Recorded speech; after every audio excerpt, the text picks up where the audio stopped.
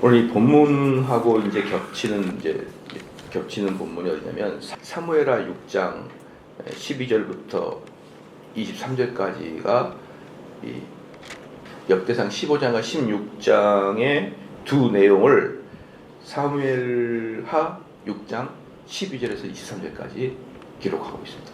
그럼 어떤 느낌이죠? 확 줄죠. 사무엘서는 확 줄어요. 역대기에서는 확 늘어났고. 그러니까 거기서 이제 우리가 알 수 있는 게 뭐냐면은 역대기서가 훨씬 자세히 하게. 사무엘서보다는 역대기서가 언약궤가 들어온 과정을 훨씬 자세하게 썼다. 이거거든요. 그러면은 우리는 그 두 가지를 분명히 알 수 있어요. 뭐냐면은 역대기는 확실하게 종교성이 훨씬 강하다. 사무엘서보다는 역대기서가 종교적 관점에 이스라엘은 신성 국가다라는 관점을 훨씬 더 부각하고 있다. 그런 거예요. 그래서 이제 사무엘서 같은 경우는 역사적 흐름이라 그러면, 역대기 같은 경우는 우리가 얼마나 하나님의 백성인지를 잘 봐라라는 깨달음을 주는 장이 역대기다라고 보면 되고요. 그다음에 역대기서를 우리는 제가 처음에 말씀드렸듯이 아마도 저자는 에스라일 거다. 그렇죠. 그런데 학사 에스라일 거다. 근데 이제 그 저자의 연도가 언제냐 그러면 포로 귀환쯤일 것이다. 포로 귀환쯤. 이제 그러면은 포로 귀환쯤이다 그럴 때 그 두 번째 이 역대기에서 보여주고 있는 거예요. 우리의 민족의 아이덴티티는 이것이다라는 거죠. 그러니까 첫 번째 역대기는 종교성이 강하다. 두 번째 역대기는 포로 귀환한 이스라엘 백성들이 나의 정체성이 무엇인지를 알려주기 위한 목적으로 역대기를 썼다. 이런 보면 됩니다. 그러니까 사무엘서보다는 훨씬 어때요?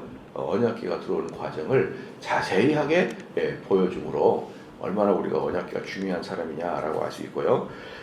쭉 보면 이제 12절에 저희에게 이르되 너희는 레위 사람의 족장이니 너희와 너희 형제는 몸을 성결케 하고, 그러니까 이런 자세한 내용은 사무엘서에 나오잖아요. 그러니까 그들이 언약궤를 메고 올 때 아주 몸을 성결케 하고, 제사장들이. 그 다음에 13절에 보면은 전에는 너희가 매지 아니하였으므로 우리 하나님 여호와께서 우리를 흉돌하셨다니 이는 우리가 규례대로 저에게 구하지 아니하였음이라 라고 했거든요.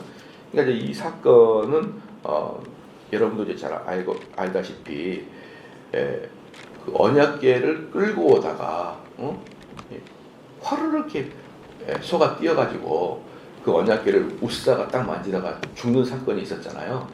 이제 그 사건을 말하고 있는데 그 사건을 이제 다윗은 왜 그런 사건이 일어났는지를 정확하게 깨달은 거예요. 이건 우연의 일치가 아니고 언약궤를 가져올 때는 레위 지파 사람들이 어깨에 메고 오는 게 법인데 그것을 우리가 알지 못하고 그냥 어떤 사람이 상관없이 우사를 시키고 또 수레에 끌고 자기들 나름대로의 방식으로 이렇게 하는 것에 대해서 하나님이 벌을 줬구나. 그것을 13절에 분명히 그것을 깨달았음에 대해서 다윗이 이야기를 합니다. 바로 이제 이런 부분이 그 다윗이 아주 탁월한 거거든요. 이런 부분이 탁월하면. 왜냐 그러면은 사람들은 뭐 저를 포함한 거의 대부분의 사람들이 그래요. 상당히 어리석어서요. 자기가 하던 대로 하는 거예요. 하던 대로. 그래서 그런 말이 있습니다. 제가 지난주에도 설교했지만 이 전통적으로 하던 것이 바로 신이다라고 할 정도로, 우리 몸에 익숙하고 하던 대로 하던 것이 신이다라고 할 정도로 여러분을 뭔가 바꿔버리잖아. 예배 형태도 바꾸고 심지어는 그 옛날에 보면은 교회에서 설교 성경 버전을 바꿔도 성경 버전을 바꾸잖아요. 근데 우리 개혁 한글 옛날 성경 그러할지니라 이렇게 했는데 이제 만약에 이게 개혁 개정도 아니고 좀 쉬운 성경이나 현대어 버전이 있어요. 근데 그것들은 예수께서 가라사대 이렇게 하는데 그런 성경은 예수님께서 말씀하셨다 이렇게 표현이 돼요. 예수께서 가라사대 그럼 뭔가 경건해 보이는데 예수님이 말씀하실 때 이런 식으로 바뀌면은 뭐라 그러냐면 은혜가 안 된대. 은혜가 성경 버전을 바꿔버리면 은혜가 안 된대. 이게 뭔가요? 전통주로 해오던 것을 바꿨을 때 우리가 엄청나게 어려워요. 그걸 바꾸는 게 우리 정서가. 그래서 성경책은 할지니라, 그가 올지니라, 이런 식의 좀 고체가 돼야 왠지 은혜가 되는 것 같고 할 것입니다. 이러면 예수께서 할지니라, 너희가 할지니라, 예수께서 너희가 가서 복음을 전할지어다 이렇게 이야기해야 되는데 예수께서 너희는 복음을 전하기를 원한다. 이러면은 야, 이거 좀 어색한데. 이만큼 우리 인간들은요, 그런 작은 것 하나도 해오던 것을 바꾸는 것이 엄청나게 어렵습니다. 어려워요. 그러니까 저 같은 경우도 그게 되게 강하기 때문에 개혁 한글을 계속 쓰잖아요. 한글 성경을 참고만 할 뿐이지 이걸 예배 시간에 사용하는 게 저조차도 어색하거든요. 그게. 그런데 다윗은 자기의 실패를 돌아볼 수 있는, 자기의 실패를 항상 이렇게 반추해 볼 수 있는 그런 능력이 있는 거라고요. 그게 보통 우리랑 많이 다릅니다. 다윗이.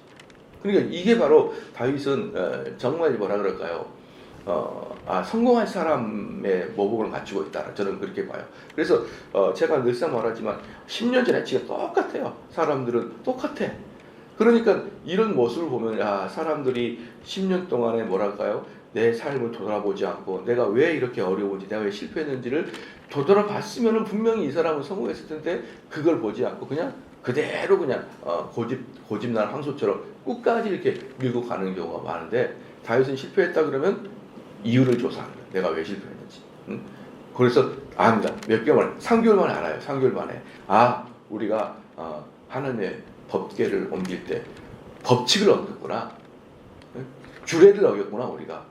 그 부분에 대해서 우리가 바꿔야지. 이러면서 전부 다 바꾸면서 이제 이렇게 새롭게 하는 걸 보면은 역시 다윗이구나. 이제 이런 생각을 이제 하게 됩니다. 그리고 이제 이 본문 15장은 사실 14장을 건너뛰어서 13장과 15장은 그냥 이렇게 연결되어 있는 것이죠. 그냥 14장이 블레셋과의 전쟁이 그냥 들어가 있어요. 그리고 13장과 15장 사이에 14장 블레셋과의 전쟁은 역사적 흐름도 아니에요. 오히려 14장에 있는 블레셋과의 전쟁은 때로는 어디가 있냐 그러면은 언약궤를 가져오고 오기 이전 사건도 있어요. 그래서 제가 말씀을 드렸지 않습니까? 13장과 15장 사이에 14장도 어때요? 역사적 흐름이 아니라 저자 자체가 주는 메시지가 있다고요. 14장에서. 그냥 삽입이 된 거예요.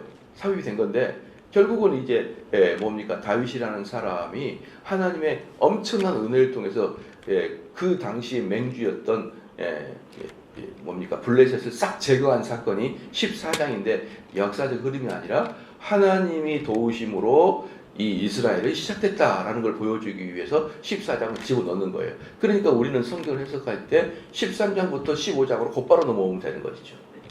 여러분 13장에서 15장, 그러니까 여기서 이제 오벳 에돔이라는 집에 언약궤가 들어갔거든요. 들어갔어요. 이 우사가 가져가다가 휙 뛰어가지고 어때요? 그것을 더 이상 가져오지 못하고 오벳 에돔의 집에 넣어놨는데, 그 오벳 에돔의 집에 넣어놨다가 다시 다윗이 찾아가서 언약궤를 가져오는 요 시간이 얼마나 걸렸다 그랬습니까? 13장과 15장 사이의 시간이 얼마나 걸렸다 그랬어요? 3개월 걸렸습니다. 그러니까 이 13장과 15장 사이가 3개월이기 때문에 14장처럼 전쟁을 하거나 그럴 여력이 없어요. 3개월이기 때문에. 그렇기 때문에 겨우 3개월 기간이기 때문에 13장과 15장은 연결되어 있다라고 보면 됩니다. 그래서 이제 1절 봅시다. 1절. 다윗이 다윗성에 자기를 위하여 궁궐을 세우고. 자, 여기서도 그러니까 이 13장과 15장은 3개월이기 때문에 그 사이에 궁궐을 세우고 그런 거 아니에요. 이미 이전에 궁궐을 세워놨어요. 궁궐을 세워놓거나 계속 공사 중에 있거나 이제 그런 식인 거예요. 근데 이미 궁궐을 세워졌습니다. 다윗이 다윗성에 자기를 위하여 궁궐을 세우고, 또 하나님의 궤를 위하여 처소를 예비하고 위하여 장막을 치고. 그러니까 여기서 보면은 궁궐을 세우고 또라는 말이 들어가서 또 하나님의 교회를 위하여 젖을 내며. 그러니까 이것은 거의 동시대적으로, 그러니까 어떤 느낌이냐면은 하나님께 다윗이 자기가 살 궁전을 짓고 있는 도중에나 또는 마무리가 되어갈 즈음에, 그 말이에요. 즈음에 또 하나의 언약궤를 맬 장막을 졌다라고 하는 것을 볼 때는 아직 성전을 짓기 이전이다라는 것이죠. 아직 성전을 짓기 이전. 그래서 이 뭡니까, 다윗 때는 성전을 못 짓죠. 솔로몬도 짓잖아요. 그런데 다윗 때는 장막을 지었다. 여기서 장막을 졌다고 하는 것은 뭡니까? 철저하게 다윗이 이 세상 광야를 지나 나올 때 이 언약궤가 장막에 있었던 것을 철저히 인식하고 거기다가 장막을 지었다라고 볼 수 있어요. 여러분 어때요? 다윗은 이제 전부 다 법칙대로 하려고 하던 대로, 법칙대로, 성경에 나와 있는 대로 자기가 미처 몰랐던 것을 다시 공부해가지고 연구해가지고 어떻게 연구했을까요? 수많은 레위 지파와 수많은 제사장과 성경을 연구하는 자를 모아놓고 야 어떻게 하면 좋겠냐라고 협의를 해서 아 그렇구나, 장막에다 짓고 이렇게 레위 지파 사람을 통해서 업어와야 되는구나 라는 것을 알 수 있습니다. 그 다음에 2절에 가로되 레위 사람 외에는 하나님의 궤를 맬 수 없나니 이는 여호와께서 저희를 택하사 하나님의 궤를 메고 영원히 저를 섬기게 하였음이니라. 그러니까 제일 중요한 것은 하나님의 법도대로예요. 하나님의 법도대로, 하나님께서 하시라고 하는 대로. 그렇잖아요. 근데 그러니까 여기서 중요한 것이 뭐냐면은 예배를 드릴 때도 마찬가지. 이 예배가 하나님의 법도에 맞나? 이런 고민을 항상 예배 인도자들은 해야 됩니다.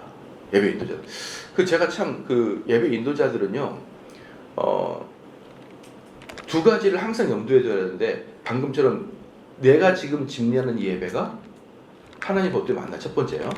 첫 번째입니다. 두 번째, 이 예배가 성공했을 시, 이 예배가 참 잘하고, 설교를 잘하고, 찬양을 잘했어요. 그런데 사람들이, 너무 오늘 찬양이 은혜가 됐어. 또 사람들이, 너무 오늘 설교 말씀 은혜가 됐어. 이럴 때, 인격이 아직 덜 성숙해가지고, 인격이 덜 성숙해서 그 말을 듣고 교만해 버리지 않도록 조심해야 돼요. 그러니까 이거 예배 인도자들은 이 두 개가 항상 위험하거든요. 옛날에 그 영광을 받기 위해는 경험과 인격의 그릇이 작을 때 영광을 받으면 그건 범죄가 될 수가 있어요. 예를 들어서 이런 말씀을 좀 표현하면 좀 뭐하는데요. 옛날에 삼일교회 담임 목사님 계시잖아요. 옛날에. 근데 그분이 그냥 중간에 확 떨어졌어요. 그때만 해도 타의 추종을 불허하는 한국교회의 21세기 지도자였었는데 확 꼬라졌거든요. 근데 지금 생각해보면요, 그 사람이 1년에 3,000명씩 새신자가 들어왔어요. 그때 한참 성장할 때. 그래서 지방에서 대학 들어온 사람들은 전부 다 삼일교회로 가버렸단 말이에요. 지방에서 대학 들어오면 전부 다 삼일교회예요. 그냥 그때는 사람이 원들기도 다 이미 삼일교회가 젊은 애들 다 비교도 안 됐습니다. 그냥 다 알겠습니다. 근데 그때 그 목사님이 40대 초반이었다. 한번 생각해 보십시오. 너무 안타까운 거예요. 그게 바로. 저는 그게 안타까운 거예요. 만약에 그 양반이 50대 중반이나 60대 그랬다 그러면 훨씬 나은데 아무리 목회자라도 40대 초반입니다. 지금 제가 보는 40대 초반은 애기예요. 애기란 말이에요. 생각하는 것도 추진하는 것도 얘기인데 그 어린 나이에 너무 큰 영광을 받았다고 저는 생각하는 거예요. 너무 큰 영광. 그게 좀 한 10년이나 늦게 했으면 그래도 인격적인 면에서 그걸 받아들일 수 있는, 아마 저도 지금도 막 1년에 1,000명, 2,000명씩 교회가 그것도 주변 사람이 아니라 전국에서 이 교회 좋다고 서울로 올라오는 사람마다 저희 교회 온다. 그러면 저도 아마 정신을 못 차릴 거. 이제 가. 이러면 또 가. 너랑은 대화할 시간이 없어. 막 그러면서 그러고 다닐 것 같아요. 근데 지금 참 보면은 그때는 그 사람이 왜 그랬을까 할 때 지금 보면 이해가 좀 되지 않는 면이 없잖아요. 그래서 그분이 참 불행했다. 오히려 그런 느낌이 들거든요. 여러분, 죄는 죄지만 또 그분의 너무 젊었을 때에 꽃이 피어버렸다라는 생각을 떨쳐버릴 수가 없듯이 이 지금 이 오벳 에돔의 집에서 언약궤를 모셔올 때 이때 다윗의 그 뭡니까 마음은 이미 어때요? 성숙해 있었던 거예요. 성숙해 있었던. 그 이전에는 다윗이 비성숙했다 그러면 이제는 다윗은 성숙한 마음으로 어떻습니까? 자기가 하고 있는 것이 모든 게 성경적인지 아닌지를 고려해 볼 수 있는 능력이 생긴 거예요. 즉 다른 말로 뭐예요? 그것이 성숙하지 않으면 자기가 추구하는 비전대로 나가버린단 말이에요. 성숙하지 않은 사람은 그냥 나를 따르라 해버리고 만단 말이에요. 그래서 나를 따르라 하지 내가 지금 하나님 말씀에 법칙에 입각해서 가고 있느냐 가고 있지 않느냐를 면밀히 조사하는 것은 성숙하지 않는 사람들의 주특기인 것을 여러분이 잘 알아야 됩니다. 그래서요 그 예배를 인도할 때 어때요? 그렇게 내가 이 예배를 인도할 때 사람들이 열광하고 그리고 찬양을 인도할 때 사람들이 은혜를 받고 그럴 때 항상 조심할 게 뭐라고요? 교만함을 조심해야 됩니다. 그 영광을 하나님께 올라가야 될 영광을 자기가 뚫랑 받아버려요. 뚫랑 받아버립니다. 그러기 때문에 예배 인도자들은요, 그러니까 우리 성도들은 저를 보고 있고 저는 여러분을 보고 있잖아요. 이 여러분을 보고 있는 찬양 인도자나 그 다음에 목사나 이런 사람들은요, 하나님께 올라가야 될 영광을 가로채는 것을 가장 경계해야 됩니다. 그래서 사랑하는 성도 여러분, 저는 믿음과 인격이 덜 성숙한 사람이 앞에서 예배를 인도하는 것은 대단히 위험하다. 왜? 못하면 얼굴에 짜증이 있고 잘하면 교만이 생겨버리니까.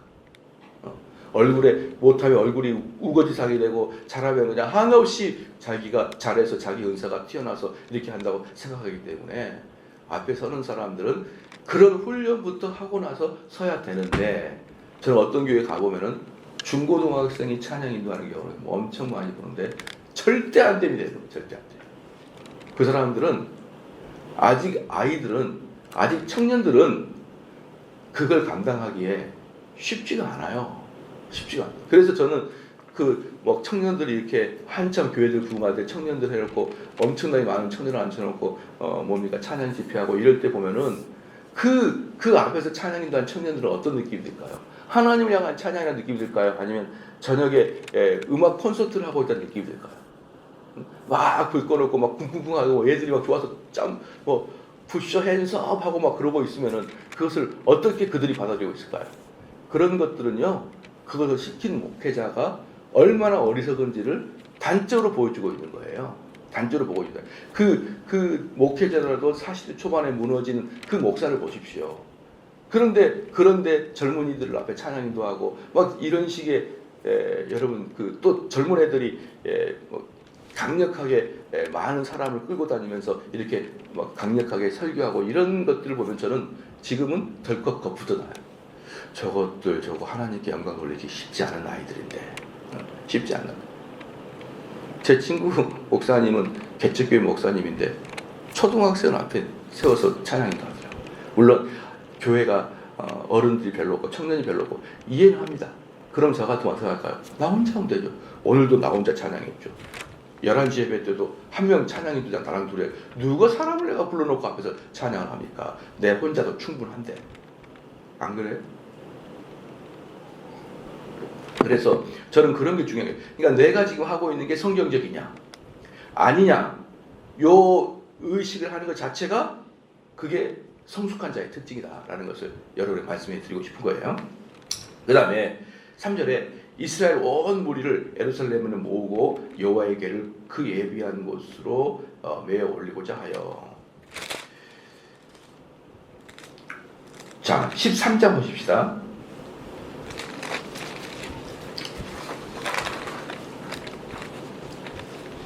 13장 1절에 다윗이 천부장과 백부장 곧 모든 장수로 더불어 의논하고 이스라엘 온 회중에게 이르되 만일 너희가 선히 여기고 또 우리의 하나님 여호와로 말미암으면 우리가 이스라엘 온 땅에 남아있는 우리 형제와 또 너희와 함께 들어있는 성읍에 거하는 제사장과 레위 사람에게 보내어 저희를 우리에게로 모으게 하고. 뭐예요? 13장에서도 모든 사람, 이때 우사가 죽은 사건이 있는데요, 모든 사람 불러가지고 성대하게 잔치를 베풀면서 그걸 찬양했는데 그게 죽음으로 끝났잖아요. 그런데 다시 뭐예요? 15장에 모든 사람들을 또 불러요. 그러니까 이게 뭐예요? 그러니까 이제 다윗은 만약에 이제 이런 경향이 있거든요. 다윗이 볼 때 뭐가 잘못이고 뭐가 잘못이 아닌가를 딱 안 거예요. 그럼 온 백성들은 모아놓고 잔치를 벌이고 악기를 동원해서 그 예루살렘으로 언약궤가 들어오게 하는 것은 오케이, 좋은 것이었다. 좋은 것이었고, 그런데 언약궤를 메고 오지 않는 것이 나쁜 것이다. 이렇게 구별할 수 있는 거거든요. 근데 우리는 이제 뭐가 되냐면요. 예를 들어서 이거예요. 열심히 이제 봉사를 하거든요. 봉사를 하는데 요런 면이 좀 그 봉사를 삭감해버리는 이런 면이 또 있을 수가 있잖아요. 만약에 예를 들어서 봉사를 잘했는데 너무 교만해버린다든지. 그렇잖아요. 그러면은 이 실컷 봉사를 해놓고 교만해가지고 다 털어먹을 수가 있잖아요. 그러면은 이제 보다가 제가 이제 조언을 할 거 아니에요. 예, 홍길동 집사님 2차에서 요걸 하면 안 됩니다. 그러면 다 안 해버려요. 안 할게요. 그럼 제가 안 해. 정말 미치겠어요. 그럼 제 입은 제 입은 꼬매놔야 되나? 그러니까 제가 늘상 말씀을 드리지만 국가대표보다 뛰어나기 때문에 코치가 되는 게 아니에요.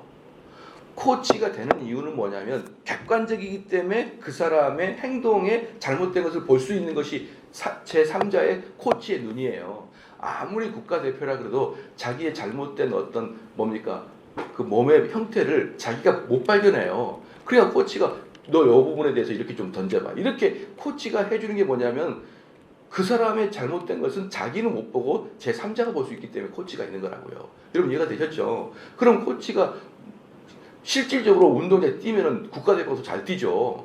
그래도 코치가 있는 이유는 바로 그런 이유 때문에 있듯이 이 목회자가 꼭 뛰어나서가 아니라 3자기 때문에 우리 성도들의 장단점을 비교 분석할 수가 있단 말이에요. 뛰어나서가 아니라 위치 자체가. 그러면 이 사람에겐 장점이 있고 단점이 있잖아요. 그러면 그 단점을 보완해 주는 것이 목회자의 임무 중에 하나예요. 그래서 집사님 요거 고쳐야 됩니다. 그럼 다 안 해요. 다. 안 할게요. 그럼 그렇게 하려면 안 하죠. 그래서 내가 말을 못 하겠어요. 무서워서 그냥 찬바람이 쌩쌩 불어가지고 권징은 새로 가네. 말도 못 하겠어요. 이런 말도 못하네. 그런데 어때요? 다윗은 뭡니까? 무엇이 잘된 것이고 무엇이 못된 것이 분별하잖아요. 분별. 그러니까 우리도 마찬가지예요.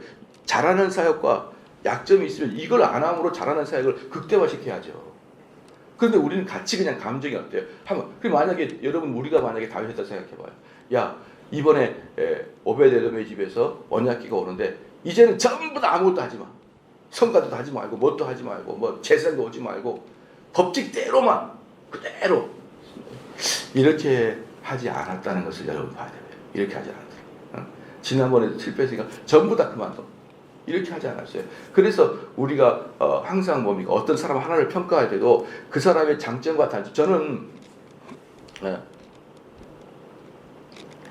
지금 우리나라의 지금 대선 전국에 상대의 약점만 계속 몰고 늘어나는 뭐라고 할까요? 하이에나와 같은 이런 우리나라의 정치권을 보면요. 아이고야 정말 머리가 아파서 볼 수가 없어요. 머리가 아파서. 자기들의 정책을 좀 더 많이 이야기하고 나는 어떻게 하겠다. 이걸 훨씬 많이 하게 되는데 뭐든지 그쪽에 빈 곳을 그냥 찾아. 여러분 그거 보니까 제가 동물의 왕국 같은 거 좋아하잖아요. 그럼 보면은 그 들깨 알죠? 들깨는 하이에나가 더 작아요. 그 들깨는 10여 마리씩 20여 마리씩 이렇게 돌아다니는데 이 들깨가 이 큰 물소 같은 경우도 단반에 죽입니다. 단방에 죽이는데 큰 물소 같은 경우는요 사자도 상대하기 어려워요. 근데 들깨는 큰 물소를 어떻게 잡으냐면은 그 순놈 밑에 고안을 딱 물어버려요. 거기 쭈르륵 가가지고 고안을 딱 물어버려요. 아주 거기만 집중적으로 물어요. 딱 물리면은 풀썩 주저앉아 버리더라고. 이렇게 약점만 찾아다니는 이런 전국을 보면서요. 뒤에 가가지고 약점만 캐는 전국을 보면서 이게 무슨 정치냐? 검사고 경찰이지. 경찰은 뒤에서 그 약점을 찾아다니잖아요. 그 범죄자 약점을 찾아다니. 이게 무슨 정치고 이게 비전이에요. 수사기관들이지. 정말 저는 이런 모습들을 보면서 한국 사회가 너무너무 병들었다.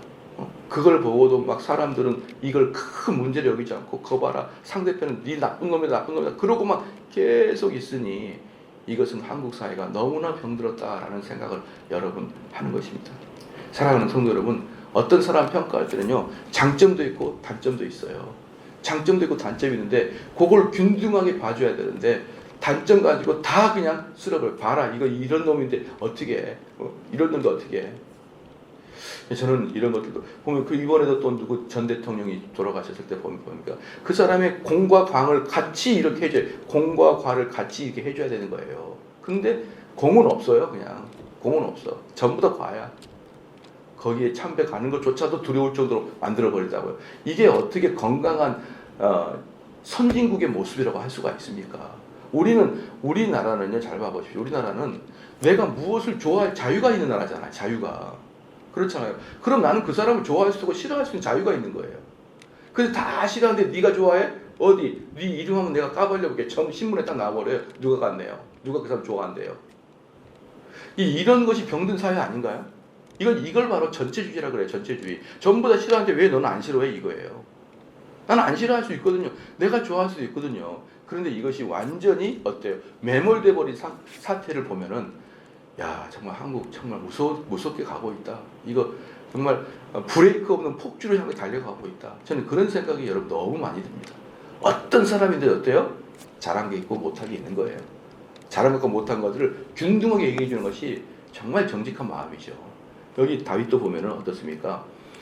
그렇게 했다는 걸 볼 수가 있고, 그래서 이 3절에 온 이스라엘 온 무리를 예루살렘으로 모으고 여호와의 궤를 그 예비한 곳으로 메어 올라가요. 철저하게 장단점 분석해가지고 바른 대로 행하고 있는 것을 볼 수가 있고, 아론의 자손과 레위 사람을 모으니 그핫 자손 중에 족장 우리엘과 그 형제 120이요 그랬거든요. 이 그핫 자손이, 제가 다시 한번 복습을 하자면, 이 그핫 자손은 레위 지파에 속한 세 개의 지파 중에 하나예요. 세 개의 지파 중에 하나인데 그게 그핫 자손이거든요. 그럼 나머지 두 지파는 뭐예요? 게르솜, 무라리. 이 레위에 속한 세 지파, 그핫, 게르솜, 무라리. 이 세 지파 중에서 그핫 자손이 제일 먼저 나옵니다. 왜 이 그핫 자손이 게르솜이나 무라리보다 그핫 자손이 훨씬 더 많이 나오냐 그러면은, 그핫 자손들이 이 언약궤를 메는 그 지파였거든요. 언약궤를 메는 그 지파가 그핫 자손이기 때문에 오늘 이 부분에 있어서만큼은 그핫 자손들이 게르솜이나 무라리 자손보다 훨씬 더 많이 나온다라고 할 수 있어요. 자, 5절에 그핫 자손 중에 족장 우리엘과 그 형제 120인이요. 그 다음에 6절 무라리 자손 중에 족장 아사야와 그 형제 220인이요.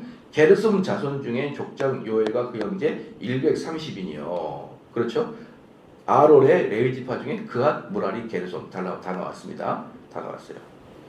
그 다음에 엘리사반 자손 중에 족장 스마야와 그 형제 200인이요. 그렇죠? 여기 엘리사반이 누구냐면요, 여러분 그핫의 넷째 아들이에요. 엘리사반이 그핫의 넷째 아들이에요. 그러니까 위에 그핫, 무라리, 게르솜은 아버지 때고, 엘리사반 이때부터는 아들 때입니다. 엘리사반은 그핫의 넷째 아들. 9절에 헤브론 자손 중에 족장 엘리엘과 그 형제 80인이요. 이 헤브론은 그핫의 셋째 아들이에요. 그핫의 셋째 아들. 그 다음에 우시엘 자손 중에 족장 암미다답과 그 형제 120이라. 이 우시엘은 그핫의 둘째 아들입니다. 자, 그러니까 여기서 보면은 저기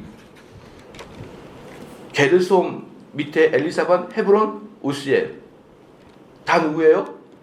그핫의 자손들이에요. 그러니까 그 숫자도 한번 봐보죠. 숫자도 처음에 그핫 자손 중에 120이 나왔잖아요. 5절에 6절에 무라리 자손이 200명 가까이, 7절에 게르솜 자손이 170인이잖아요. 근데 그핫은 어때요? 8절, 9절, 10절 다 그핫의 자손들이에요. 인원도 훨씬 많고 훨씬 많은 사람들이 중심적인 역할을 한 이유는 여러 레위 지파 중에서도 그핫 자손이 이 언약궤를 메는 지파라는 것을 알았고, 그래서 그 지파를 하려고 했던 것입니다. 그래서 그 지파가 가능하다. 예, 말씀이 오늘 결론을 맺는데요. 이 다윗이 언약궤를 때 너무 좋아했거든요. 너무 좋아했는데 왜 너무 좋아하냐? 오벳 에돔의 집에 있을 때 3개월 동안에 하나님의 복이 그 집안에 가득 넘쳤단 말이에요. 그래서 다윗은 그 언약궤가 예루살렘에 올 때 그러한 복이 우리에게도 넘치기를 원하나이다. 그런 마음으로 그 언약궤를 들고 오는 거예요. 그 복이. 그럼 그 복이 뭡니까? 하나님의 임재가 있고 하나님의 예배의 중심이가 되는 것을 예루살렘으로 하기를 원합니다라는 것이죠. 그렇죠.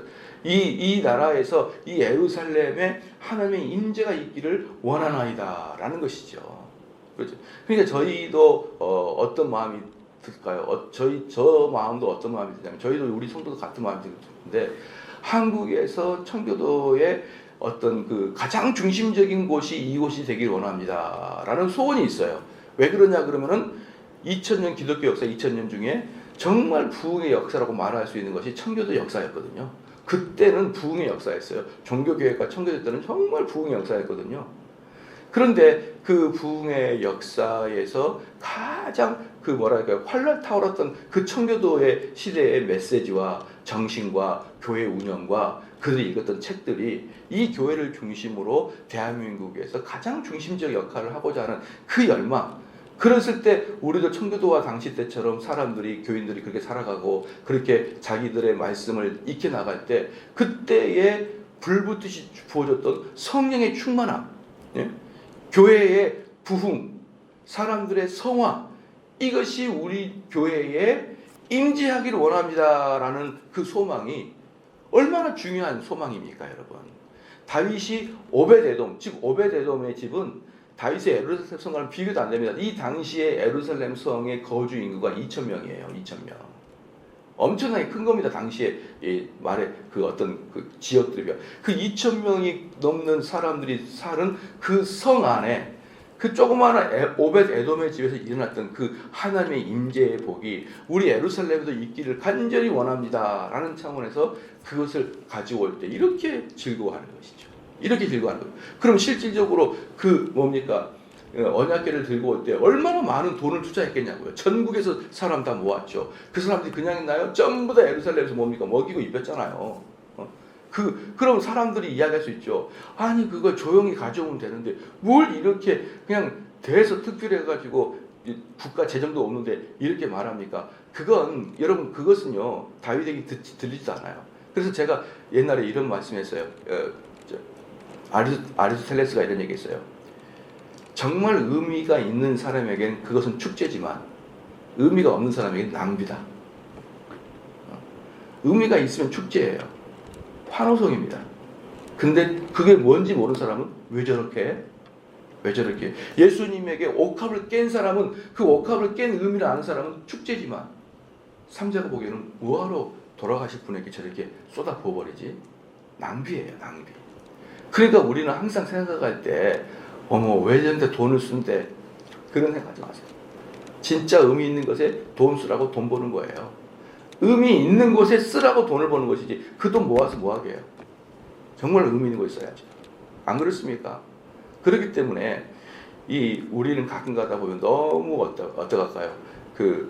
효율성만 따져가지고 거기다가 돈 쓰면 안 돼. 그거 모아서 어떻게 해야 돼? 우리 여기 보니까 가만히 있자. 여기 보니까 우리 옛날에 60대 70대 어르신들이 우리 여행 갑시다. 그러면 그거 돈 모아가지고 저축하면 낫지. 뭔 일주일 동안 여행하면서 몇백을 쓴 뒤야. 막 그래가지고 여행하면 데리고 가니까 너무 좋아라 그래요. 이야 이제는 여행을 다녀야겠다. 의미 있는 곳에 돈을 쓰라고 돈을 버는 거예요. 근데 우리는 때는 어때요? 그 돈을 버는 것 자체로 그냥 의미를 둬버리면 그게 바로 수전노라고 할 수 있어요. 그게 바로 탐욕이라고 할 수 있습니다. 내가 정말 의미 있는 곳에 돈을 쓰는 그러한 다윗과 같은 사람 되기를 주로 축원합니다.